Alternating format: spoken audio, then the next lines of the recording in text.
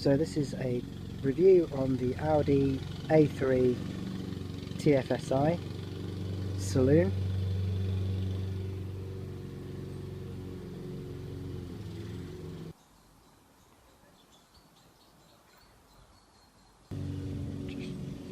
Just show you the inside of the boot. A very large boot for such a small car, decent size. The back seats have also got plenty of room.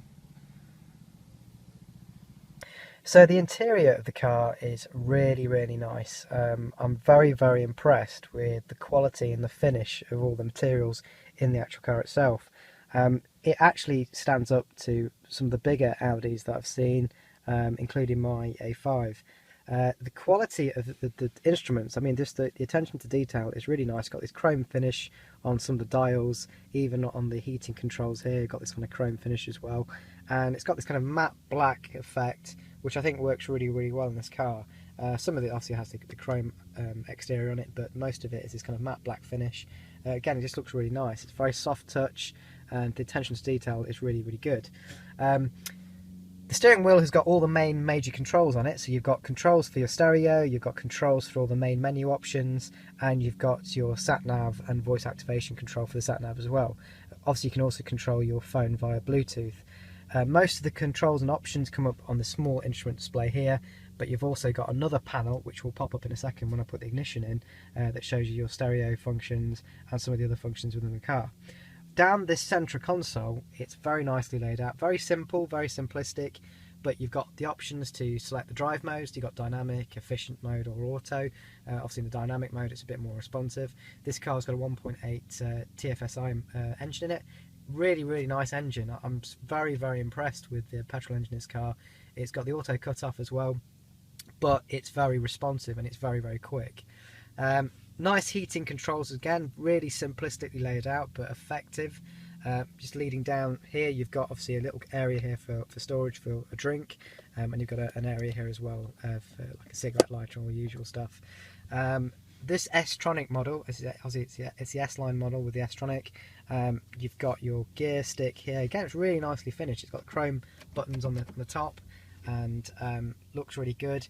You've also got your stereo controls and the satellite navigation controls and the media controls, all based in the centre console, a bit like the Mercedes and BMW's iDrive. You've got the volume control here, and you've got the kind of up and down for your channels and various other things on the radio. You've got the main centre armrest column here, which can be adjusted. It's got a bit of storage space within there as well. The seats in this car are the standard fabric seats, but again, they're really nice, very comfortable. They're not electric or anything else, but in this particular model, they're just manual, but they're still very effective. The stereo, if I just switch the key in, so you've got a standard Audi kind of key, put it in the ignition. If I turn that in one notch, you will see that if I press the stereo button on, so I'm just holding down this button here, and the screen will flip up and it'll switch the stereo on. Now, if the stereo was already switched on when I started the car, automatically it would flip up open anyway, but before I switched this car off originally, I manually turned the stereo off. So on the stereo you can see you've got your main controls on here, and again, using this jog button here, I can control the stereo, and I can also control any media as well. So you've got the MMI system, so you've got your media for your SD cards, and the SD cards are stored in the glove box. You can see they've got SD1 and SD2, and you've also got a CD option in there as well. So you can store all your multimedia things within there, and you can switch to the satellite navigation and the radio all from this one jog dial here, which is nice and convenient. The stereo itself is really nicely laid out. It's got a very good sound system. I think this has just got a standard sound system, to be honest, but it does sound very good. It's more than adequate for just general usage.